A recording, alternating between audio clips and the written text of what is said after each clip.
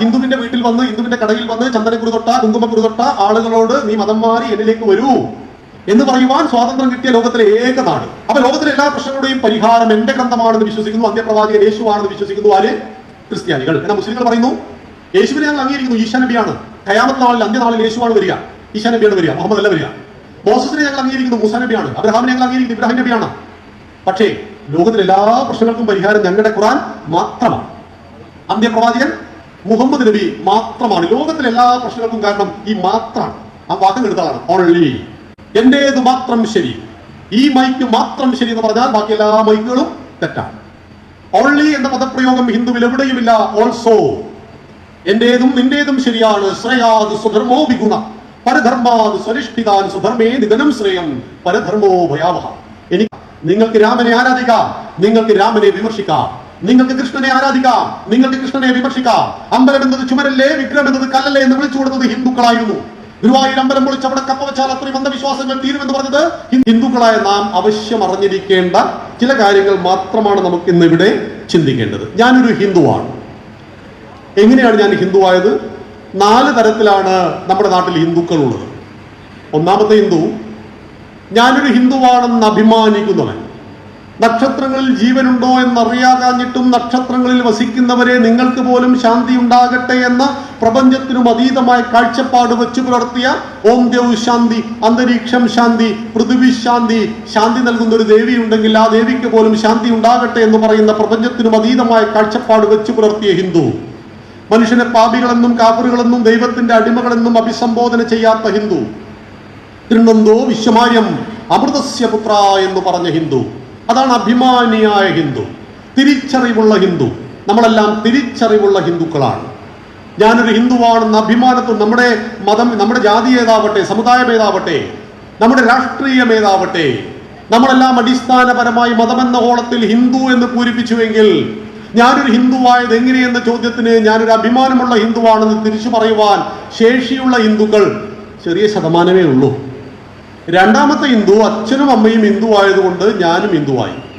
അവരമ്പലത്തിൽ പോയപ്പോൾ ഇങ്ങനെയാണ് പ്രാർത്ഥിച്ചത്, അതുകൊണ്ട് ഞാനും അങ്ങനെയാണ് പ്രാർത്ഥിക്കുന്നത്. ഒരു ഗുരുസ്വാമിയും 30 സ്വാമിമാരും കൂടി ശബരിമലക്ക് പോവുകയാണ്. വഴിയിൽ വെച്ച് ഗുരുസ്വാമി ഒരു ക്ഷേത്രത്തിൽ കയറി, പിന്നാലെ സ്വാമിമാരുണ്ട്. അദ്ദേഹം കയറിയപ്പോൾ തന്നെ അവിടെ ഉണ്ടായിരുന്ന വലിയ കൽവിളക്കിൽ കിടന്ന് ഒരു വണ്ടി ഇങ്ങനെ പിടക്കുകയാണ്, ഈ എണ്ണയിൽ കിടന്നിട്ട്. അദ്ദേഹത്തിന് സങ്കടം തോന്നി. ഈ വണ്ടിനെ എടുത്തിട്ട് പുറത്തേക്ക് ഇട്ടു. വണ്ടിനെ എടുത്ത് പുറത്തേക്കിട്ട സമയത്ത് കയ്യിൽ എണ്ണ പറ്റി. ഈ കയ്യിൽ പറ്റിയ എണ്ണ അദ്ദേഹം തലയിൽ തുടച്ചു. പിറകുന്ന് വരുന്ന സ്വാമിയും എണ്ണ കുത്തി തലയിൽ തുടച്ചു. അതിൻ്റെ പിറകുന്ന് വരുന്ന സ്വാമിയും എണ്ണ കുത്തി തലയിൽ തുടച്ചു. ഇങ്ങനെ 30 സ്വാമിമാരും എണ്ണ കുത്തി തലയിൽ തുടച്ചു. അടുത്ത കൊല്ലം അതൊരു ആചാരമായി എണ്ണ കുത്തി തലയിൽ തുടക്കുവാൻ 101 രൂപ ഹിന്ദുക്കൾ ഷീട്ട് വാങ്ങി. ഇതാണ് രണ്ടാമത്തെ ഹിന്ദു. ഞാനിതെന്താ ചെയ്യുന്നത് എന്നറിയാത്ത, ഹിന്ദു എന്ന വാക്കിന്റെ അർത്ഥമറിയാത്ത, എന്നാൽ ഒരിക്കലും ഹിന്ദുവിനെ നിഷേധിക്കാത്ത. ശബരിമല വിഷയം വന്നപ്പോൾ നാമജപവുമായിട്ട് റോട്ടിലിറങ്ങിയ ആയിരക്കണക്കിന് ലക്ഷക്കണക്കിന് ഹിന്ദുക്കൾ, അച്ഛനും അമ്മയും ഹിന്ദുവായി അവരുടെ പാരമ്പര്യത്തെ നമസ്കരിക്കുന്ന ഹിന്ദുക്കൾ.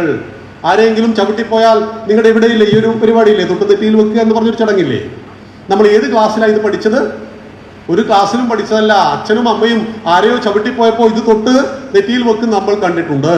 ബുദ്ധിയോടും ഹൃദയത്തോടും ചേർത്ത് ക്ഷമ ചോദിക്കുന്ന ഒരാചാരത്തെ കണ്ടപ്പോൾ അത് ജീവിതത്തിൽ അനുഷ്ഠിച്ച് മുന്നോട്ട് പോകുന്ന ഹിന്ദുവാണ് രണ്ടാമത്തെ ഹിന്ദു. അതാണ് ഭൂരിപക്ഷമുള്ള ഹിന്ദുക്കൾ. ആരാണ് മൂന്നാമത്തെ ഹിന്ദു?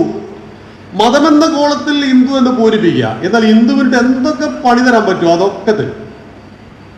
അതാണ് മൂന്നാമത്തെ ഹിന്ദു. മതമല്ല പ്രശ്നം, എരിയുന്ന വയറിന്റെ തീയാണ് പ്രശ്നം. സമ്പത്ത് തുല്യമായി വീതിച്ചു കൊടുത്താൽ ലോകത്തിന്റെ പ്രശ്നങ്ങൾ അവസാനിക്കുമെന്ന് മിഥ്യാധാരണയിൽ ജീവിച്ച ഹിന്ദു. ലോകത്തിന്റെ എല്ലാ പ്രശ്നങ്ങളുടെയും കാരണം സമ്പത്തിന്റെ തുല്യ വീതിക്കലാണെന്ന് തെറ്റിദ്ധരിച്ച ഹിന്ദു. മതം മനുഷ്യനെ മയക്കുന്ന കറുപ്പാണെന്ന് വിശ്വസിക്കുമ്പോഴും മതത്തെ അംഗീകരിച്ച മാർക്സിനെ വിശാലമായി മനസ്സിലാക്കാത്ത ഹിന്ദു. മാർക്സ് മതം മനുഷ്യനെ മയക്കുന്ന കറുപ്പാണ് എന്തുകൊണ്ടാണ് പറഞ്ഞത്? ഈ മാർക്സിന്റെ മുത്തശ്ശൻ ജൂതനായിരുന്നു. ജൂതന്മാരെ എവിടെ വെച്ച് കണ്ടു കഴിഞ്ഞാലും ക്രിസ്ത്യാനികളും മുസ്ലിങ്ങളും കൊല്ലുന്ന ഒരു കാലഘട്ടം ഉണ്ടായിരുന്നു. എന്തിനാ ഇവരിങ്ങനെ കൊല്ലുന്നത്? ജൂതന്മാർ പറയുന്നു അന്ത്യപ്രവാചകൻ മോശയാണ്. ലോകത്തിലെ എല്ലാ പ്രശ്നങ്ങളുടെയും പരിഹാരം ഞങ്ങളുടെ 10 കമന്റ്സ് എന്ന് പറയുന്ന 10 കൽപ്പന എന്ന് പറയുന്ന പുസ്തകമാണ്. ഈ 10 കൽപ്പനയിൽ ഒന്നാമത്തെ കൽപ്പന ഏതാണെന്നറിയോ? നമുക്കിട്ടുള്ള പണി തന്നെയാണ്. ദൈവത്തിന് രൂപം ഉണ്ടാക്കുന്നവർക്ക് നരകം. ആ ജൂതമതത്തിന്റെ ആവിർഭാവത്തിലെ 600ഓളം നിയമങ്ങളെ ക്രോഡീകരിച്ച് 10 കമന്റുകളാക്കി മാറ്റിയ 10 കൽപ്പനകൾ എന്ന പുസ്തകത്തിൽ ഒന്നാമത്തേത് വിഗ്രഹാരാധനയെ നിഷേധിക്കലാണ്. പക്ഷെ ഇന്ന് ജൂതന്മാർ അത് അംഗീകരിക്കുന്നില്ല എന്നത് രണ്ടാമത്തെ കാര്യം. അതുകൊണ്ട് നമുക്ക് കുഴപ്പമില്ല. പുസ്തകത്തിൽ എന്തു പറഞ്ഞു എന്നുള്ളതല്ല പ്രശ്നം, പുസ്തകത്തിൽ പറഞ്ഞത് പ്രാക്ടിക്കൽ ആക്കുന്നു എന്നാണ് പ്രശ്നം. അപ്പൊ മോശയാണ് അന്ത്യപ്രവാചകൻ, ലോകത്തിലെ എല്ലാ പ്രശ്നങ്ങളുടെയും പരിഹാരം ഞങ്ങളുടെ 10 കമന്റ്സ് എന്ന് പറയുന്ന പുസ്തകമാണെന്ന് ജൂതന്മാർ പറയുമ്പോൾ ജൂതൻ അപരിഷ്കൃതമായിട്ട് അവനെ പരിഷ്കരിക്കുവാൻ വേണ്ടി ആര് വന്നു? യേശു വന്നു. ലോകത്തിലെ എല്ലാ പ്രശ്നങ്ങളുടെയും പരിഹാരം ഏതാണ്? ബൈബിള് മാത്രമാണ്. ഇപ്പൊ ഞങ്ങൾ കോഴഞ്ചേരി ടൗണിൽ നിൽക്കുമ്പോൾ അവിടെ ചെറിയൊരു കുടുംബസംഘം ഉണ്ടായിരുന്നു. അതുകൊണ്ട് ആ 10 മിനിറ്റ് ലേറ്റായി പോയത്. കൃപാസനം എന്ന് പറഞ്ഞ പത്രവുമായിട്ട് ഒരു MA BEd പഠിക്കുന്ന സ്വയം പരിചയപ്പെടുത്തിയ ഒരു പെൺകുട്ടി വന്നു. കൃപാസനം പത്രം തലയ്ക്കടിയിൽ വെച്ച് കിടന്നപ്പോൾ അവിടെ അസുഖമൊക്കെ മാറിയിട്ടുണ്ട്. അങ്ങനെ കുറെ പിന്നെ ചവച്ചരച്ച് കഴിക്കുന്നവരുണ്ട്. നോക്കൂ, പത്രമൊന്നും തിന്നരുത് കേട്ടോ, കാർബണാണ്, സുഖട് മാറില്ല. അപ്പൊ ആലോചിച്ച് നോക്കുക, ഹിന്ദുവിന്റെ വീട്ടിൽ വന്ന്, ഹിന്ദുവിന്റെ കടയിൽ വന്ന് ചന്ദനക്കുറി തൊട്ട കുങ്കുമക്കുറി തൊട്ട ആളുകളോട് നീ മതം മാറി എന്നിലേക്ക് വരൂ എന്ന് പറയുവാൻ സ്വാതന്ത്ര്യം കിട്ടിയ ലോകത്തിലെ ഏക നാട്.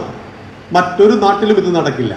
ബംഗ്ലാദേശിൽ, പാകിസ്ഥാനിൽ, അഫ്ഗാനിസ്ഥാനിൽ, സൗദി അറേബ്യയിലെല്ലാം മതപരിവർത്തനത്തിന് പരിശ്രമിച്ചാൽ തല അറുത്തുകളെയും പബ്ലിക് മൈതാനി. അപ്പൊ ലോകത്തിലെ എല്ലാ പ്രശ്നങ്ങളുടെയും പരിഹാരം എന്റെ ഗ്രന്ഥമാണെന്ന് വിശ്വസിക്കുന്നു, അന്ത്യപ്രവാചകൻ യേശുവാണെന്ന് വിശ്വസിക്കുന്നു ആര്? ക്രിസ്ത്യാനികൾ. എന്നാൽ മുസ്ലിങ്ങൾ പറയുന്നു യേശുവിനെ ഞങ്ങൾ അംഗീകരിക്കുന്നു, ഈശാ നബിയാണ്, ഖയാമത്ത് നാളിൽ അന്ത്യനാളിൽ യേശുവാണ് വരിക, ഈശാ നബിയാണ് വരിക, മുഹമ്മദ് അല്ല വരിക. മോസസിനെ ഞങ്ങൾ അംഗീകരിക്കുന്നു, മൂസാ നബിയാണ്. അബ്രഹാമിനെ ഞങ്ങൾ അംഗീകരിക്കുന്നു, ഇബ്രാഹിം നബിയാണ്. പക്ഷേ ലോകത്തിലെ എല്ലാ പ്രശ്നങ്ങൾക്കും പരിഹാരം ഞങ്ങളുടെ ഖുർആൻ മാത്രമാണ്. അന്ത്യപ്രവാചകൻ മുഹമ്മദ് നബി മാത്രമാണ്. ലോകത്തിലെ എല്ലാ പ്രശ്നങ്ങൾക്കും കാരണം ഈ മാത്രമാണ്. ആ വാക്കം എടുത്ത ആളാണ്. ഓൺലി, എന്റേത് മാത്രം ശരി, ഈ മൈക്ക് മാത്രം ശരി എന്ന് പറഞ്ഞാൽ ബാക്കി എല്ലാ മൈക്കുകളും തെറ്റാണ്. ഓൺലി എന്ന പദപ്രയോഗം ഹിന്ദുവിൽ എവിടെയുമില്ല. ഓൾസോ, എന്റേതും നിന്റേതും ശരിയാണ്. ശ്രേയാത് സ്വധർമ്മോ വിഗുണ പരധർമാത് സ്വനിഷ്ഠിതാൻ സ്വധർമ്മേ നിധനം ശ്രേയം പരധർമ്മോ ഭയാവഹ. എനിക്ക് ശ്രേയസ് ഉണ്ടാക്കുന്നത് എന്റെ ധർമ്മം, നിനക്ക് ശ്രേയസ് ഉണ്ടാക്കുന്നത് നിന്റെ ധർമ്മം. നീ ഒരു നല്ല ക്രിസ്ത്യാനിയായിരിക്കണം, നീ ഒരു നല്ല ജൂതനായിരിക്കണം, നീ ഒരു നല്ല മുസൽമാനായിരിക്കണം, നീ ഒരു നല്ല കമ്മ്യൂണിസ്റ്റുകാരനാവണം, നീ നല്ല പാഴ്സിയായിരിക്കണം. പക്ഷെ എൻ്റെ വീട്ടിൽ വന്നിട്ട് എന്നെ നീ മതം മാറ്റരുത്. രണ്ടാമത്തെ ഹിന്ദു മതം മാറാൻ പെട്ടെന്ന് പറ്റുന്ന ഹിന്ദുവാണ്. കാരണം മതബോധമില്ല. അഖില ഹാദിയായി. തൊട്ടടുത്ത ജില്ലയിൽ, നിങ്ങളുടെ തൊട്ടടുത്ത ജില്ലയാണ്, കോട്ടയത്താണ് അഖില. അഖില എന്ന് പറയുന്ന അശോകന്റെ തങ്കമ്മയുടെ ഏക മകൾ, അവൾ ഹോമിയോ മെഡിസിന് പഠിച്ചുകൊണ്ടിരിക്കെ അവൾ താമസിച്ചത് 2 മുസ്ലിം പെൺകുട്ടികളുടെ കൂടെയാണ്. അവർ കൃത്യമായി നിസ്കരിക്കുന്നു, ഖുർആൻ വായിക്കുന്നു, അവരുടെ ആചാരങ്ങൾ ചെയ്യുന്നു. ഇതെല്ലാം കേട്ടപ്പോൾ കമ്മ്യൂണിസ്റ്റുകാരനായി ഈ അശോകൻ എന്ന് പറയുന്ന അച്ഛനോട് ഒരു ദിവസം വന്ന് അഖില ചോദിച്ചു, അച്ഛാ ഞാൻ ഖുർആൻ പഠിച്ചോട്ടെ എന്ന്. അച്ഛൻ എന്തു പറയണമായിരുന്നു മകളോട്? മകളെ, നീ ഹിന്ദു എന്നാണ് മതമെന്ന കോളത്തിൽ പൂരിപ്പിച്ചത്, പക്ഷെ നിന്നെ ഞാൻ ഒരു മതവും പഠിപ്പിച്ചിട്ടില്ല. ഒരു മതവും പഠിക്കാതെ നിങ്ങൾക്ക് ജീവിക്കാം, ഒരു നിർബന്ധവുമില്ല. ഈശ്വര വിശ്വാസിയായ വാൽമീകിയെ ഹിന്ദുക്കൾ വിളിച്ചു വാൽമീകി മഹർഷി എന്ന്. ആയുർവേദം എന്ന ശാസ്ത്രഗ്രന്ഥം എഴുതിയ ചരകനെ ഹിന്ദുക്കൾ വിളിച്ചു ചരക മഹർഷി എന്ന്. കാമശാസ്ത്രം എഴുതിയ വാത്സ്യായനെ മഹർഷി എന്ന് വിളിച്ച ഹിന്ദു നിരീശ്വരവാദിയായ ചാർവാകനെ വിളിച്ചത് എന്തായിരുന്നു? മഹർഷി എന്നായിരുന്നു. ദൈവമുണ്ട് എന്ന് പറഞ്ഞാലും ദൈവമില്ല എന്ന് പറഞ്ഞാലും നമുക്ക് മഹർഷിയാണ്. ഗലീലിയോ പറഞ്ഞു ഭൂമി ഉരുണ്ടതാണെന്ന്, കല്ലെറിഞ്ഞോടിച്ചു. ബ്രൂണോയെ കുരിശിലേറ്റിക്കുന്നു. മതത്തെ ചോദ്യം ചെയ്ത 1200 ശാസ്ത്രകാരന്മാരെ യൂറോപ്പിലെ പ്രാകൃത സഭ കൊന്നുകളഞ്ഞപ്പോൾ ഭാരതം ഒരിക്കലും ഒരു ശാസ്ത്രകാരനെ കൊന്നിട്ടില്ല. ഭാരതം വിമർശകന്റെ കൈവെട്ടിയിട്ടില്ല. രാമന്റെ കാലത്ത് രാമനെ കുറിച്ച്, രാമന്റെ ഭാര്യയെ കുറിച്ച് ആരോപണം ഉന്നയിച്ചു. ഒരലക്കുകാരൻ അയാളുടെ ഭാര്യയുമായിട്ട് കലഹിച്ചപ്പോ അത് ചെന്നു തീർന്നത് രാമന്റെ ഭാര്യയുടെ ചാരിത്ര ശുദ്ധിയിലാണ്. ഇത് കേട്ടപ്പോൾ ലക്ഷ്മണൻ ചോദിക്കുന്നുണ്ട്, അവന്റെ നാവ് ഞാൻ അരിയട്ടെ ജ്യേഷ്ഠ എന്ന്. ഈ സമയത്ത് രാമൻ തിരിച്ചു ചോദിക്കുന്നു, വിമർശകന്റെ നാവരിയുന്നത് ഇക്ഷ്വാകു വംശത്തിന്റെ പാരമ്പര്യമാണോ ലക്ഷ്മണ? എന്നെ ആരാധിക്കുവാൻ ജനങ്ങൾക്ക് അവകാശമുണ്ടെങ്കിൽ എന്നെ വിമർശിക്കുവാനും ജനങ്ങൾക്ക് അധികാരമുണ്ടാകണം, അവകാശമുണ്ടാകണം. അതുകൊണ്ട് ആ അലക്കുകാരന്റെ കൈവെട്ടിയിട്ടില്ല, കാല് വെട്ടിയിട്ടില്ല. ഒടുവിൽ കാഞ്ചന സീതയെ ഉണ്ടാക്കാൻ വേണ്ടി കാട്ടിൽ പോയ സീതയ്ക്ക് പകരം യാഗം നടത്തുമ്പോൾ ഇടതുഭാഗത്ത് സഹധർമ്മിണി വേണമെന്ന് പറഞ്ഞപ്പോൾ സ്വർണം കൊണ്ട് സീതയെ നിർമ്മിക്കുവാനുള്ള പ്രയത്നത്തിൽ ഈ അലക്കുകാരനും ഭാര്യയും അവരുടെ സകല സ്വർണവും ഊരിയിട്ട് രാമനെ വന്നു കാണുന്ന ഒരു രംഗമുണ്ട്. ഹൃദയഭേദകമായ ഒരു രംഗം. രാമന്റെ പാദങ്ങളിൽ തങ്ങളുടെ കയ്യിൽ ഉണ്ടായിരുന്ന സകല സ്വർണ്ണ ശേഖരവും വെച്ചുകൊണ്ട് അവർ പറഞ്ഞു, മാപ്പു തരൂ രാമ എന്ന് പറഞ്ഞപ്പോൾ രാമൻ കരയുകയല്ലാതെ അവരെ വാത്സല്യത്തോടുകൂടി ചേർത്ത് പിടിച്ച് നിങ്ങൾ പറഞ്ഞത് തെറ്റാണ് എന്ന് പോലും രാമൻ പറഞ്ഞിട്ടില്ല. കാരണം നിങ്ങൾക്ക് ആരാധിക്കുവാൻ അവകാശമുള്ളതുപോലെ തന്നെ നിങ്ങൾക്ക് വിമർശിക്കുവാനും അധികാരമുണ്ടാകണം. അതാണ് ഹിന്ദുത്വത്തിന്റെ ഏറ്റവും വലിയ പ്രത്യേകത. നിങ്ങൾക്ക് രാമനെ ആരാധിക്കാം, നിങ്ങൾക്ക് രാമനെ വിമർശിക്കാം. നിങ്ങൾക്ക് കൃഷ്ണനെ ആരാധിക്കാം, നിങ്ങൾക്ക് കൃഷ്ണനെ വിമർശിക്കാം. അമ്പലം എന്നത് ചുമരല്ലേ, വിഗ്രഹം എന്നത് കല്ലല്ലേ എന്ന് വിളിച്ചു കൊടുത്തത് ഹിന്ദുക്കളായിരുന്നു. ഗുരുവായൂർ അമ്പലം പൊളിച്ച് അവിടെ കപ്പ വെച്ചാൽ അത്രയും അന്ധവിശ്വാസങ്ങൾ തീരുമെന്ന് പറഞ്ഞത് ഹിന്ദുക്കളായിരുന്നു. അല്ലയോ ഹിന്ദു, നീ എന്തൊരു വേദങ്ങൾ പരതുന്നു, ചിതലുണ്ടോ എന്നറിയാനോ എന്ന് ചോദിച്ചത് ഹിന്ദുവായിരുന്നു. അതിനെയെല്ലാം നമ്മൾ അതിജീവിച്ചില്ലേ? അങ്ങനെ വിമർശിച്ചവന്റെ കൈവെട്ടിയിട്ടുണ്ടോ, കാല് വെട്ടിയിട്ടുണ്ടോ? ഞാൻ പറഞ്ഞു വന്നത്, മതത്തെ ചോദ്യം ചെയ്തവരുടെ കൈയും കാലും വെട്ടിയ കാലഘട്ടത്തിൽ നിന്ന് മതത്തെ വിമർശിച്ച ഒരാളുടെ കൈയും കാലും വെട്ടാത്തൊരു നാട്ടിൽ നാം ജീവിക്കുമ്പോൾ നമ്മുടെ വിശാലമായ താല്പര്യം എന്ത് എന്ന് മനസ്സിലാക്കാത്ത മൂന്നാമത്തെ ഹിന്ദു, മതമെന്ന കോളത്തിൽ ഹിന്ദു എന്ന് പൂരിപ്പിക്കുകയും ഹിന്ദു വിരുദ്ധമായ വാക്കുകളും പ്രവർത്തികളും ചെയ്ത ഹിന്ദു ഇപ്പം തിരിച്ചറിവിന്റെ പാതയിലാണ്. ഇന്ന് അമ്പല കമ്മിറ്റിയുടെ പ്രസിഡന്റ് ആകുവാൻ ഓടി നടക്കുകയാണ്. നമുക്കും അതായിരുന്നു വേണ്ടത്. കാരണം എന്താ? അമ്പലം ചുമരല്ലേ, വിഗ്രഹം കല്ലേ എന്ന് പറഞ്ഞവൻ അമ്പലം ഭരിക്കണം. അവിടെയാണ് നമ്മുടെ വിജയം. ഹിന്ദുധർമ്മത്തിന്റെ വിജയം എവിടെയാണ്? ഇന്നലകളിൽ അമ്പലം ചുമരാണ്, വിഗ്രഹം കല്ലാണെന്ന് പറഞ്ഞവർ അമ്പല കമ്മിറ്റിയിൽ വരുന്നതാണ് നമുക്ക് സന്തോഷം. അതാണ് തിരിച്ചറിവ്. അവരെ നാം നിഷേധിക്കരുത്. കാരണം അമ്പലം ചുമരല്ല, വിഗ്രഹം കല്ലല്ല. വിഗ്രഹം എന്നാൽ വിശേഷേണ ഗ്രാഹയതീതി വിഗ്രഹ. നമ്മൾ ഹിന്ദുക്കളോട് ആളുകൾ പറയുന്ന ഒരു കാര്യമുണ്ട്, നിങ്ങളുടെ ദൈവക്കാരാ? കല്ല്, കരട്, കാഞ്ഞിരക്കുറ്റി, മുള്ള്, മുരട്, മൂർഖൻ പാമ്പ്, ഇതൊക്കെയാണ് ഹിന്ദുക്കളുടെ ദൈവങ്ങൾ. പിന്നെ വയലാറൊക്കെ പാട്ടുപാടിയിട്ടുണ്ട്, കണ്ണു തുറക്കാത്ത ദൈവങ്ങളെ, കരയാനറിയാത്ത ചിരിക്കാനറിയാത്ത കളിമൺ പ്രതിമകളെ എന്നൊക്കെ പാടിയിട്ടുണ്ട് അല്ലേ? നോക്കൂ, നമ്മുടെ ദൈവം നമ്മളോട് അമ്പലത്തിൽ ചെന്നാൽ ഹൗ ആർ യു എന്ന് ചോദിക്കാറില്ല എന്ന് നമുക്ക് എല്ലാവർക്കും അറിയാം. കാരണം ഓരോ ക്ഷേത്രങ്ങളുടെ പ്രതിഷ്ഠയും ഹിന്ദുക്കൾ പണം നൽകിയിട്ടുണ്ടാക്കിയതാണ്. ലക്ഷണമൊത്ത ഒരു ശില ഒരു ശില്പിയുടെ കയ്യിൽ കൊടുത്തിട്ട് അതിൽ മഹാവിഷ്ണുവിനെ ഉണ്ടാക്കാൻ പറഞ്ഞാൽ ശില്പി ചെയ്യുന്നത് ഒന്നും ആഡ് ചെയ്യുന്നില്ല, ചിലത് കൊത്തി മാറ്റുന്നു. ഒരു മനുഷ്യൻ അങ്ങനെയാണ്. നിങ്ങൾ പ്രത്യേകിച്ച് ഒരു മനുഷ്യനെ ഒന്നും ചെയ്യേണ്ടതില്ല. അയാളുടെ ഉള്ളിൽ ഉറങ്ങിക്കിടക്കുന്ന നല്ല വികാരങ്ങളെ ഉണർത്തുക. ദ്യോതനാത് ദൈവം, ദ്യോതിപ്പിക്കുന്നതെന്തോ അതാകുന്നു ദൈവം. ദ്യോതിപ്പിക്കുക, പ്രകാശിപ്പിക്കുക. ആ ശില്പി ആ പാറക്കഷ്ണത്തിൽ നിന്ന്, ആ ശിലയിൽ നിന്ന് ആവശ്യമില്ലാത്തെല്ലാം കൊത്തിമാറ്റിയപ്പോൾ അത് മനോഹരമായ ഭഗവാന്റെ പ്രതിമയായി മാറി, വിഗ്രഹമായിട്ടില്ല. അപ്പോഴും ആ പ്രതിമ ഇവിടെ കൊണ്ടുപോകും, വച്ചതുകൊണ്ട് കാര്യമില്ല. തന്ത്രശാസ്ത്ര വിധി പ്രകാരം അഷ്ടബന്ധ കലശത്തിൽ ആ പ്രതിമയെ ശ്രീകോവിലിന്റെ ഉള്ളിൽ പ്രതിഷ്ഠിച്ച് തന്ത്രിവര്യൻ പ്രാണപ്രതിഷ്ഠയെ ചെയ്താൽ അന്ന് മുതൽ അതിന്റെ പേരാണ് വിഗ്രഹം. വിശേഷേണ ഗ്രാഹയതി ഇതി വിഗ്രഹ. നമ്മൾ ഈ ടൗണിൽ ചെന്നു, 3 നിറത്തുള്ള തുണികൾ വാങ്ങി, അതിവിടെ ഇട്ട് കത്തിച്ചു. എന്തെങ്കിലും പ്രോബ്ലം ഉണ്ടോ? ഒരു പ്രശ്നമില്ല. എന്നാൽ 3 നിറത്തുള്ള തുണികൾ കൊണ്ടുണ്ടാക്കിയ ദേശീയ പതാക കത്തിച്ചാൽ എന്തെങ്കിലും പ്രശ്നമുണ്ടോ? പ്രശ്നമുണ്ട്. 2 കൊല്ലം ജയിലിൽ പോകണം. ദേശീയ പതാക ജീവനുണ്ടോ? 3 നിറത്തുള്ള തുണികൾ സെപ്പറേറ്റ് കത്തിച്ചപ്പോൾ കുഴപ്പമില്ല. പക്ഷെ ഈ 3 നിറത്തുള്ള തുണികൾ ചേർത്ത് വെച്ചപ്പോൾ, ദേശീയ പതാക എന്നതിന് പേരിട്ടപ്പോൾ അത് കത്തിച്ചിട്ട് നിങ്ങളോ ഞാനോ ജയിലിൽ പോകേണ്ടി വരുന്നത് ദേശീയ പതാകയ്ക്ക് ജീവനുള്ളത് കൊണ്ടല്ല. കടയിൽ കിടന്ന 3 നിറത്തുള്ള തുണികൾ ദേശീയ പതാകയായി മാറുമ്പോൾ അത് ഈ രാജ്യത്തിന്റെ സംസ്കാരത്തിന്റെ പ്രതീകമാണ്, ദേശീയതയുടെ പ്രതീകമാണ്. നമ്മുടെ നാട്ടിൽ 900 പാർട്ടികളുണ്ട്. എല്ലാവർക്കും കൊടിയുണ്ടല്ലോ. നിങ്ങളൊരു പാർട്ടിക്കാരന്റെ കൊടി കത്തിക്കൂ. എന്നിട്ട് പാർട്ടിയുടെ നേതാവ് ചോദിക്കാൻ വന്നപ്പോൾ 50 രൂപ എടുത്തിട്ട് കൊടുക്കുക. നിന്റെ പാർട്ടിയുടെ കൊടിയുടെ വില ഇതാ 50 രൂപ. പ്രശ്നം അവസാനിക്കും. ഞങ്ങളുടെ കണ്ണൂർ ജില്ലയിലൊക്കെ ഉണ്ടല്ലോ, തൊട്ടടുത്ത ജില്ലയാണ്. ഈ കൊടിയുടെ പേരിൽ എത്ര മരണം നടന്നു അറിയോ? കേവലം 50 രൂപ വില വരുന്ന ജീവനില്ലാത്ത ഒരു കൊടിക്ക് വേണ്ടി പോലും മരണം നടക്കുന്നു നാട്ടിലെന്ന് പറയുമ്പോൾ, കടയിൽ കിടന്ന ചുവന്ന തുണി ചെങ്കൊടിയായി മാറുമ്പോൾ കമ്മ്യൂണിസം എന്ന ആശയത്തിന്റെ പ്രതീകമാകുന്നു. അത് കുങ്കുമവും വെള്ളയുമായി മാറുമ്പോൾ, പച്ചയുമാകുമ്പോൾ അതിൽ BJP ഉണ്ടാകുന്നു. 3 നിറത്തിൽ ഈ കൈപ്പത്തി ഉണ്ടാകുമ്പോൾ അത് കോൺഗ്രസിന്റെ കൊടിയായി മാറുന്നു. ഇതൊന്നും ജീവനില്ലാത്ത തുണികളാണ്. പക്ഷെ ഹിന്ദുക്കളോട് മാത്രം ചോദിക്കുന്ന ചോദ്യമാണ്, നിങ്ങളുടെ ദൈവത്തിന് ജീവനുണ്ടോ? നിങ്ങൾ കല്ലിനെ ആരാധിക്കുന്നവനാണോ എന്ന്. മണല് കൊണ്ട്, മരം കൊണ്ട്, സിമന്റ് കൊണ്ടുണ്ടാക്കിയ കുരിശ് കാണുമ്പോൾ നമുക്ക് എന്താ ഓർമ്മ വരിക? കൂട്ടണം എന്ന ചിഹ്നമാണോ? ക്രിസ്ത്യാനിറ്റിയെ, യേശുദേവനെ ഓർമ്മ വരും. യേശുദേവനെ തറച്ച കുരിശിനെ ഓർമ്മ വരും നമുക്ക്. അതൊരു പ്രതീകമാണ് കുരിശ്, ക്രിസ്ത്യാനിറ്റിയുടെ പ്രതീകം.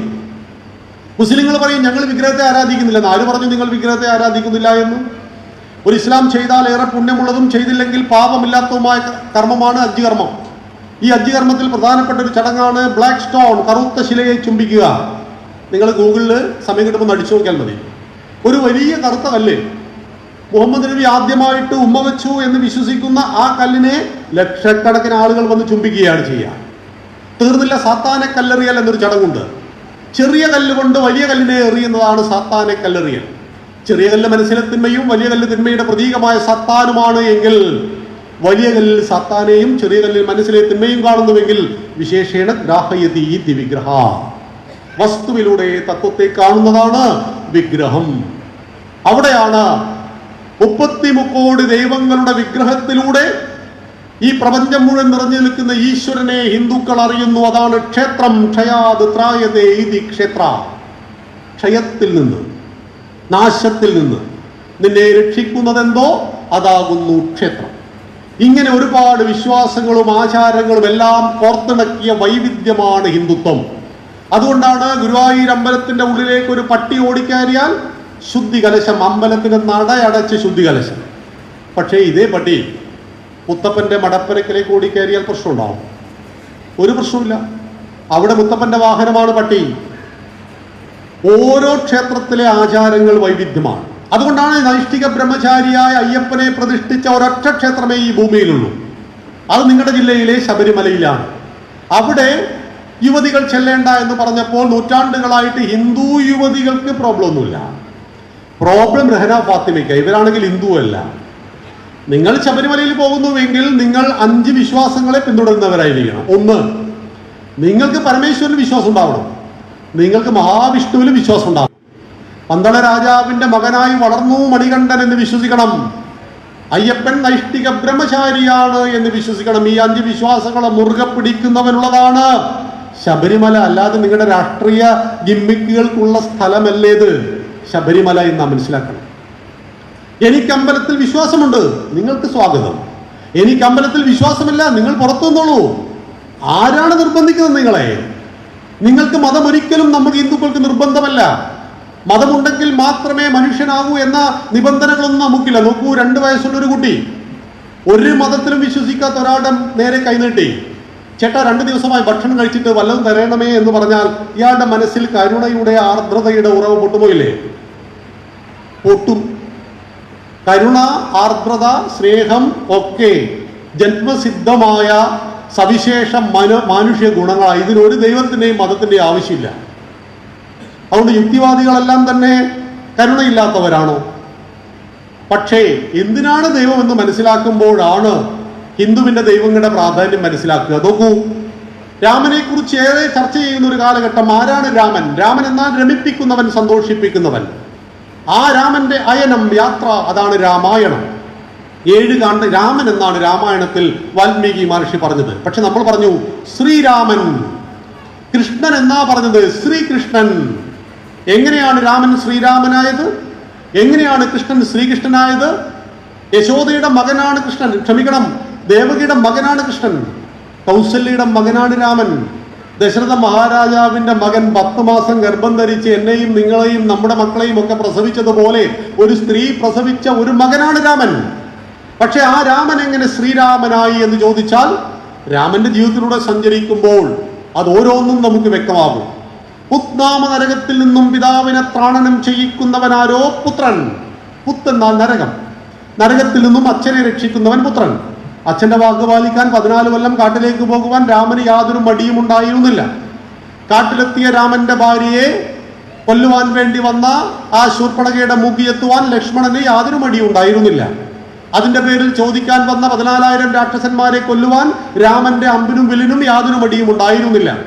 ഒടുവിൽ മഹാരാജാവായ രാമന് തന്റെ ഭാര്യയെക്കുറിച്ച് ആരോപണം ഉണ്ടായപ്പോൾ രാജധർമ്മത്തിൽ ഒന്നാമത് രാജാവാവുക, രണ്ടാമത് ഭർത്താവോ അച്ഛനോ ആരെങ്കിലും ആവാം. ഒരു രാജാവിന്റെ ജന്മം, രാജാവിന്റെ ഭരണം സകല സംശയങ്ങൾക്കും അതീതമായിരിക്കണം. രാജാവോ രാജാവിന്റെ കുടുംബമോ എല്ലാ സംശയങ്ങൾക്കും മേലെയായിരിക്കണം. രാജാവെന്നാൽ വിശ്വാസം എന്നാണ് അർത്ഥം. രാജാവിൽ വിശ്വാസം പൗരന് നഷ്ടപ്പെടുമ്പോൾ രാജ്യത്തിൽ അന്തഃഛിദ്രങ്ങൾ ഉണ്ടാക്കപ്പെടും. രാജാവ് സത്യസന്ധനായിരിക്കണം, രാജാവ് ധർമ്മിഷ്ഠനായിരിക്കണം. അതുകൊണ്ട് തന്നെ മഹാരാജാവായ ശ്രീരാമചന്ദ്രന്റെ ഭാര്യയ്ക്ക് നേരെ ഒരു ആരോപണം വന്നപ്പോൾ ലങ്കയിൽ വെച്ച് തീയിലൂടെ നടന്നിട്ടുണ്ട് സീത. അപ്പൊ ലക്ഷ്മണൻ ചോദിക്കുന്നുണ്ട്, അഗ്നിപ്രവേശം ചെയ്തവളാണ് നമ്മുടെ ജ്യേഷ്ഠത്തി അമ്മ, അഗ്നിയിലൂടെ നടന്നിട്ടും അഗ്നി ഒന്നുപോലും പൊള്ളിച്ചിട്ടില്ല. അപ്പൊ രാമൻ കരഞ്ഞുകൊണ്ട് ചോദിക്കുന്നു, ലക്ഷ്മണ, ഇത് അയോധ്യാവാസികൾ കണ്ടിട്ടില്ലല്ലോ, ഇത് ലങ്കാവാസികളല്ലേ കണ്ടത്? നീയും ഞാനും ഹനുമാനും അങ്ങനെ സുഗ്രീവനും കുറച്ചാളുകൾ മാത്രമല്ലേ ഇത് കണ്ടിട്ടുള്ളൂ. അയോധ്യയിലെ ജനങ്ങൾ ഇത് കണ്ടിട്ടില്ല. രാജാവിന്റെ ഭാര്യ കളങ്കപ്പെട്ടവളാണ് എന്ന് ഒരു നികൃഷ്ടനായ പ്രജ പറഞ്ഞാൽ ആ അഭിപ്രായത്തിന് പോലും നിങ്ങൾ മാനം കൽപ്പിക്കണമെന്ന് ഇക്ഷ്വാകു വംശത്തിന്റെ പാരമ്പര്യത്തെ മുറുകെ പിടിച്ചുകൊണ്ട് രാമൻ നമ്മെ പഠിപ്പിച്ചതുകൊണ്ട് രാമന്റെ ഭാര്യയെ കാട്ടിലേക്ക് അയച്ചു, വാൽമീകി മഹർഷിയുടെ ആശ്രമത്തിലേക്ക് അയച്ചു. അന്ന് രാമൻ രാഷ്ട്രത്തിന് വേണ്ടി ഭാര്യയെ സംരക്ഷിച്ചിരുന്നുവെങ്കിൽ രാഷ്ട്രത്തിന് 2ാം സ്ഥാനക്കും ഭാര്യയ്ക്ക് 1ാം സ്ഥാനവുമാണ് നൽകിയത് എങ്കിൽ കേവലം ഒരു ഭർത്താവായി മാറുമായിരുന്നു രാമൻ. അങ്ങനെ കേവലം ഭർത്താക്കന്മാർ നാട്ടിൽ ധാരാളം ഉണ്ടല്ലോ. അതിപ്പോൾ ആരാധിക്കുവാൻ എന്താ അത് പ്രത്യേകതയുള്ളത്? അവിടെയാണ് രാമൻ എന്ന രാജാവ്, രാമൻ എന്ന മകൻ, രാമൻ എന്ന സഹോദരൻ, രാമൻ എന്ന ഭർത്താവ്, രാമൻ എന്ന യോദ്ധാവ്, ഏറ്റവും അനുസരണശേഷി ഒട്ടുമില്ലാത്ത വാനരന്മാരെ ഉപയോഗിച്ച് മഹാസൈന്യത്തെ രൂപീകരിച്ച രാമൻ. ആ രാമന്റെ ചരിതം രാമായണം. പ്രശ്നസങ്കീർണമായ ആ ജീവിതത്തിലൂടെ, രാമന്റെ ജീവിതത്തിലൂടെയുള്ള യാത്രയെങ്കിൽ ഭഗവാൻ ശ്രീകൃഷ്ണൻ എവിടെയാ ജനിച്ചത്? കാരാഗ്രഹത്തിൽ. അമ്മയുടെ മുലപ്പാല് കുടിച്ചിട്ടില്ല. ജനിച്ച ഉടൻ ഒരു കൂട്ടയിലാക്കിയിട്ട് നന്ദഗോപൻ യമുനാ നദി കടന്ന് നന്ദനോദ്യാനത്തിലെത്തി. വസുദേവൻ നന്ദനോദ്യാനത്തിലെത്തി. അവിടെ യശോദ പ്രസവിച്ച കുഞ്ഞിനെ ഇങ്ങോട്ടെടുത്തു, ഈ കുട്ടി അവിടെ വെച്ചു.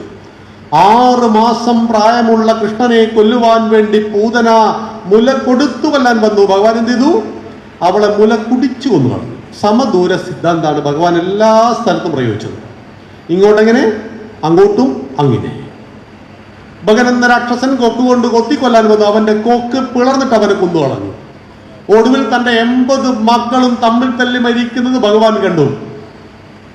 അപ്പൊ നമ്മൾ സുൽപ്പികളോട് ചോദിച്ചു, സ്വന്തം മക്കളെ രക്ഷിക്കാൻ കഴിഞ്ഞിട്ടില്ല നിങ്ങളുടെ ഗുരുവായൂരപ്പന്, പിന്നെ നിങ്ങൾ അവിടെ പോയിട്ട് എന്താ കാര്യം? ഗുരുവായൂരപ്പൻ വിചാരിച്ചാലും ബ്രഹ്മാവ് വിചാരിച്ചാലും മരണം മാറ്റി വെക്കാൻ സാധ്യമാണോ? ഈ ബ്രഹ്മാവ് മരിക്കും. ബ്രഹ്മാവ് എപ്പോഴാണ് മരിക്കുക? കൽപ്പം. ഒരു കൽപ്പം കഴിഞ്ഞാൽ ബ്രഹ്മാവ് മരിക്കും. മരിക്കാത്തത് ഈശ്വരൻ മാത്രം, കാരണം അതൊരിക്കലും ജനിക്കാത്തതാണ്. എപ്പോഴെങ്കിലും ജനിച്ചുവെങ്കിൽ എപ്പോഴെങ്കിലും മരണവും നിശ്ചയം. ജാതസ്യ ധ്രുവവും മൃത്യുഹു. ഗീതയിൽ ഭഗവാൻ പറയും, ജനിച്ചാൽ മരണം നിശ്ചയം. നമ്മുടെ എല്ലാം ജീവിതത്തിൽ നിശ്ചയമായി വരുന്നത് മരണം, അനിശ്ചിതത്വമുള്ളതും മരണം. മരിക്കുമെന്ന കാര്യം ഉറപ്പാണ്, പക്ഷേ എപ്പോൾ മരിക്കുമെന്നറിയില്ല, അനിശ്ചിതത്വമുണ്ട്. ഇന്ന് രാവിലെ എഴുന്നേറ്റു എന്നത് സത്യം, നാളെ രാവിലെ എഴുന്നേൽക്കുമെന്നത് വിശ്വാസം. കാരണം ഇന്നലെ രാത്രി ഉറങ്ങാൻ കിടന്ന 60,000 ആളുകൾ ഇന്ന് രാവിലെ എഴുന്നേറ്റിട്ടില്ല ഭൂമിയിൽ. 800 കോടി ജനങ്ങൾ ഉറങ്ങാൻ കിടക്കുന്നു, 60,000 ആളുകൾ രാവിലെ എഴുന്നേൽക്കുന്നില്ല എന്ന് കണക്കുകൾ പറയുന്നു. എങ്കിൽ നിങ്ങളും ഞാനും ഇന്ന് രാവിലെ എഴുന്നേറ്റിട്ടുണ്ട്, നാളെ രാവിലെ എഴുന്നേൽക്കുമെന്നത് വിശ്വാസമാണ്. അതാണ് വിശ്വാസം, ശാസ്ത്രം, യുക്തി, ഇത് മൂന്നിനും തുല്യ പ്രാധാന്യം ഇന്ന് കൊടുക്കുന്നത്. നമ്മുടെ ജീവിതത്തിൽ മുന്നോട്ട് നയിക്കുന്ന ഓരോന്നും വിശ്വാസമാണ്. ജീവിതത്തിലെ നാള എന്ന് പറയുന്നത് വിശ്വാസമാണ്. ഫെബ്രുവരി 2025 ഞാൻ ഇന്നേത് ചെയ്യുമെന്ന് പറയുന്നത് ആ ദിവസം ഞാൻ ഉണ്ടാകുമെന്ന വിശ്വാസത്തിലാണ്. വിശ്വാസത്തെ മാറ്റി നിർത്തുവാൻ സാധ്യമല്ല.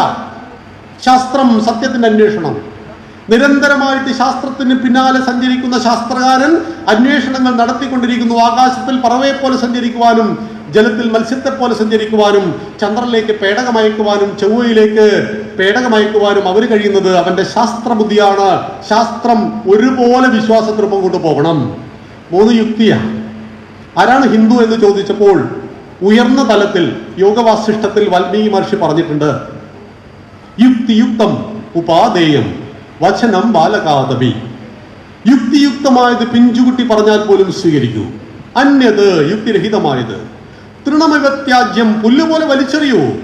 അപ്യുക്തം പത്മജന്മനാം, സാക്ഷാൽ ബ്രഹ്മാവ് വന്നിട്ട് നമ്മുടെ യുക്തിക്ക് ചേരാത്തത് പറഞ്ഞാൽ ബ്രഹ്മാവിനോട് ഗെറ്റ് ഔട്ട് പറയുവാൻ ധൈര്യവും സ്വാതന്ത്ര്യമുള്ളവന്റെ പേരാണ് ഹിന്ദു. ഇതാണ് നമ്മുടെ ദാർശനിക തലമെന്ന് പറയുന്നത്. ഇതം ഗീതാശാസ്ത്രം സർവവേദാർത്ഥ സാരസംഗ്രഹം, 4 വേദങ്ങളുടെയും സാരസംഗ്രഹമാണ് ഭഗവത്ഗീത എന്ന് വിശേഷിപ്പിക്കപ്പെടുന്നു. 18 അധ്യായങ്ങളിൽ 700 ശ്ലോകമുള്ള ഭഗവത്ഗീതയിലെ 18ാമത്തെ അധ്യായമായ മോക്ഷസന്യാസ യോഗത്തിലെ 63ാമത്തെ ശ്ലോകത്തിൽ ഭഗവാൻ ശ്രീകൃഷ്ണൻ അർജുനോട് പറയുന്നു, അർജുന, ഇതിതേ ജ്ഞാനമാഖ്യാതം ഗുഹ്യാത് ഗുഹ്യതരം മയാ.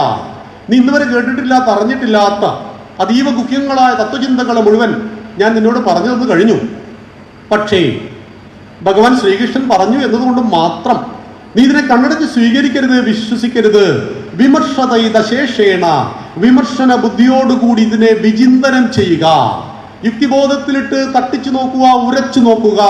യഥേച്ഛസി തഥാ ഗുരു, ശരിയെങ്കിൽ സ്വീകരിക്കുക. നോക്കൂ, നമ്മൾ ഹിന്ദുക്കൾക്കല്ലാതെ ഈ മഹാഭാഗ്യം എവിടെയാണുള്ളത്? ഹിന്ദുവിനെ പോലെ മഹാഭാഗ്യമുള്ള ഒരു ജനത ഈ ആകാശത്തിന് കീഴിൽ എവിടെയാണുള്ളത്? ആ ഹിന്ദുവിനെ തിരിച്ചറിയാത്ത 3ാമത്തെ ഹിന്ദു ആരാണ്? 4ാമത്തെ ഹിന്ദു ഞങ്ങൾ ഹിന്ദുക്കളെ അല്ല എന്ന് പറയുന്നവരാ. APJ അബ്ദുൽ കലാം ഹിന്ദു മുസ്ലിം ആയിരുന്നു. ജോർജ് ഫെർണാണ്ടസ് ഹിന്ദു ക്രിസ്ത്യാനി ആയിരുന്നു. അടൽ ബിഹാരി വാജ്പേയി എന്ന RSSന്റെ പ്രചാരകനായ ഹിന്ദു ഈ രാജ്യം ഭരിക്കുന്ന സമയത്ത് ഈ മണ്ണിന്റെ പ്രധാനമന്ത്രി ഹിന്ദുവായിരുന്നു, രാഷ്ട്രപതി ഒരു ഇസ്ലാമായിരുന്നു, രാജ്യരക്ഷാ വകുപ്പ് മന്ത്രി ഒരു ക്രിസ്ത്യാനിയായിരുന്നു. മുസ്ലിമായ രാഷ്ട്രപതിയെയും ഹിന്ദുവായ പ്രധാനമന്ത്രിയെയും ക്രിസ്ത്യാനിയായ രാജ്യരക്ഷാ വകുപ്പ് മന്ത്രിയെയും പ്രിയമുള്ളവരെ ഈ ആകാശത്തിന് കീഴിൽ മറ്റെവിടെ കാണുവാൻ കഴിയും? ഈ ഭാരതഭൂമിയിലല്ലാതെ. അതാണ് ഈ മണ്ണിന്റെ സൗന്ദര്യം, അതാണ് ഈ മണ്ണിന്റെ മഹിമ എന്ന് അറിയുന്നവർ ഇന്ന് വളരെ വേഗം ഹിന്ദുത്വം എന്ന് പറയുന്ന നമ്മുടെ ദേശീയതയിലേക്ക് വന്നുകൊണ്ടേയിരിക്കുന്നു. 1995 സുപ്രീം കോടതി പറഞ്ഞു, എന്താണ് ഹിന്ദുത്വം? Hindutva is not a religion, it is the way of the life of the nation. ഹിന്ദുത്വം ഒരു മതമല്ല, അത് ഈ രാഷ്ട്രത്തിന്റെ ജീവിത പദ്ധതിയാണ്. 1919 ശേഷം സ്വാതന്ത്ര്യ സമരത്തിന്റെ നേതൃത്വം ഏറ്റെടുത്ത മഹാത്മാഗാന്ധി ഒരു കൈയിൽ തുളസിമാലയും മറുകൈയിൽ ഭഗവത്ഗീതയുമായി ഭാരതം മുഴുവൻ യാത്ര ചെയ്ത മഹാത്മജിയോട് ഗ്രാമീണരായ പാവപ്പെട്ടവർ ചോദിച്ചു, ഗാന്ധിജി, സായിപ്പിനെ ഓടിച്ചിട്ട് നമ്മളിപ്പോ ഏത് രാജ്യം ഉണ്ടാക്കാൻ പോകുന്നത്? ഗാന്ധിജി പറഞ്ഞു, രാമരാജ്യം. പിന്നീട് ഒരു ചോദ്യം ഉണ്ടായില്ല, ഒരു സംശയവും ജനങ്ങൾക്കില്ലായിരുന്നു. സായിപ്പിനെ ഈ മണ്ണിൽ നിന്നും ഓടിച്ചതിന് ശേഷം നാം ഉണ്ടാക്കാൻ പോകുന്ന രാജ്യത്തിന്റെ പേര് രാമരാജ്യം. ഹേറാ മുഴക്കിക്കൊണ്ടാണ് അദ്ദേഹം മരിച്ചു വീണത് പോലും. അത്രമാത്രം ആഴത്തിൽ രാമൻ ഈ നാടിന്റെ ആത്മാവായി വിരാജിക്കാൻ തുടങ്ങിയിട്ട് ത്രേതായുഗത്തിലെ രാമനാണ്. പക്ഷെ ആ രാമന് ഷെഡായിരുന്നു ഭാരതം വിധിച്ചത്.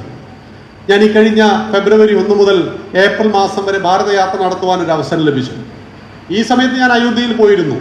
4000-ഓളം ആളുകൾ അഹോരാത്രം അവിടെ പണിയെടുത്തുകൊണ്ടിരിക്കുക. അവിടെ ഒരു മറച്ചതുകൊണ്ട് നമുക്ക് കാണാൻ കഴിയുന്നില്ല രാമക്ഷേത്രത്തിന്റെ പണിയല്ല, കുറേ ക്രെയിനുകൾ ഇങ്ങനെ കണ്ടു. പക്ഷെ അപ്പോഴും അന്നത്തെ ചൈതന്യമൂർത്തിയായ രാമനെ പുതിയ വിഗ്രഹത്തിലേക്ക് ലയിപ്പിച്ചതാണ്. ആ രാമൻ ഒരു ഷെഡിന്റെ ഉള്ളിലാണ്.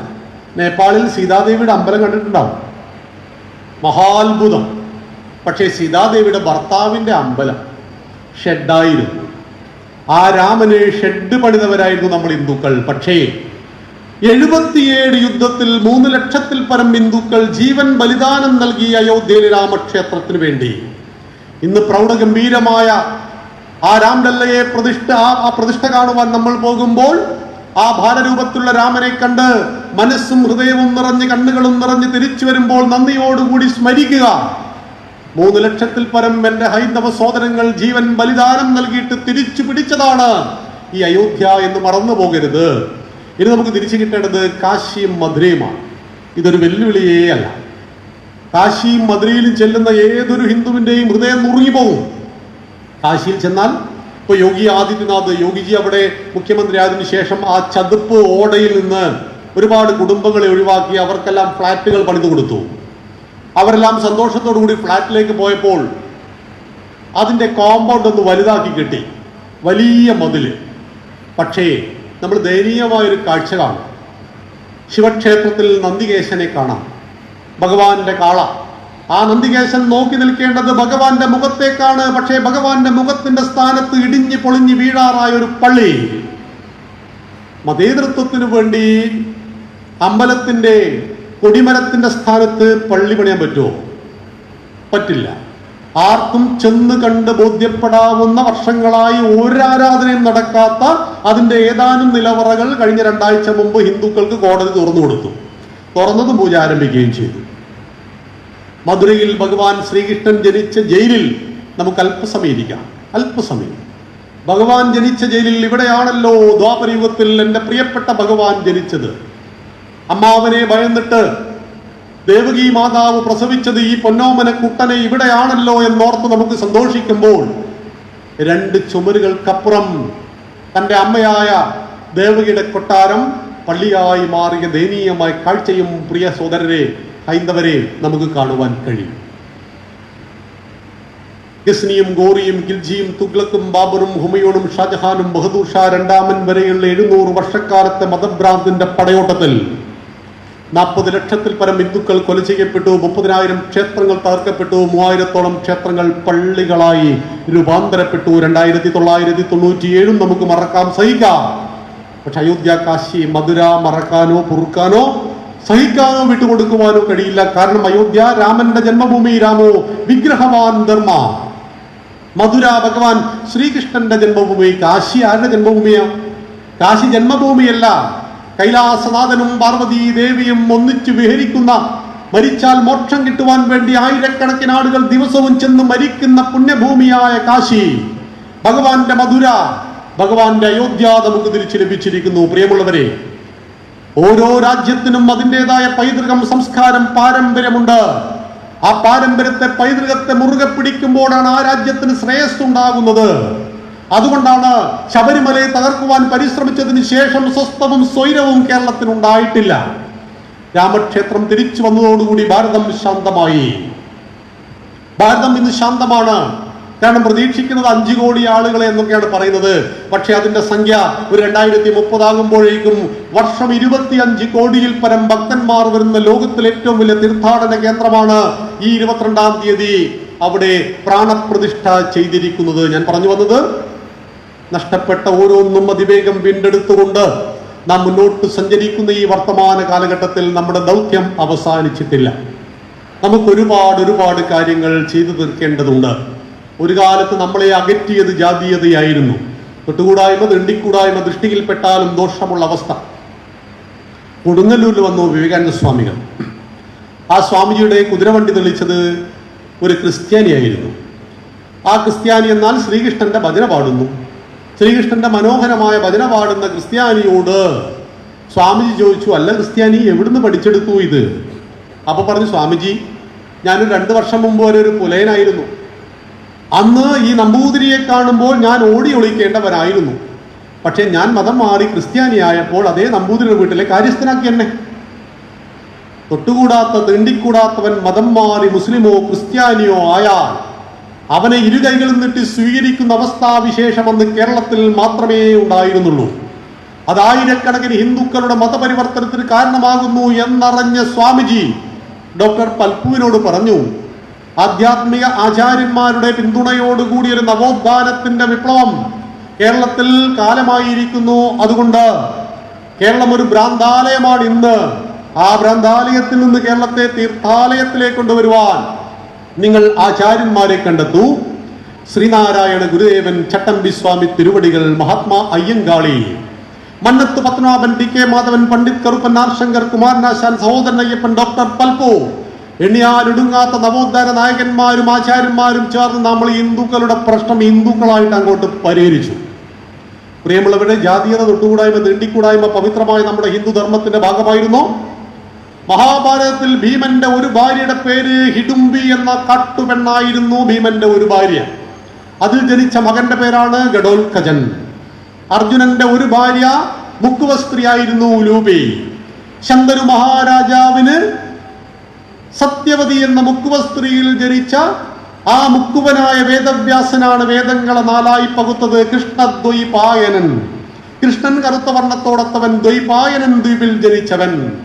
ആ കൃഷ്ണദ്വൈപായൻ അനാദിയായ വേദത്തെ ഋക്ക്, യജുർവേദം, സാമവേദം, അഥർവവേദം എന്നിങ്ങനെ നാലായി പകുത്തപ്പോൾ അദ്ദേഹത്തിന് വേദത്തെ വ്യസിച്ചവൻ വേദവ്യാസനായി മാറി. മുക്കുവനായി ഹിന്ദുവിന്റെ അടിസ്ഥാന പ്രമാണത്തെ വ്യസിച്ചത് ലോകാരാധ്യയായ സുധാമണി മാതാ അമൃതാനന്ദമയീ ദേവിയാകുന്നു, അരയത്തിപ്പൻ പെറ്റ മകൾ. അതുകൊണ്ടാണല്ലേ നമ്മുടെ ഗണഗീതത്തിൽ പാടുന്ന പാട്ടുണ്ട്, ആമരമീ മരമെന്നോതി അമര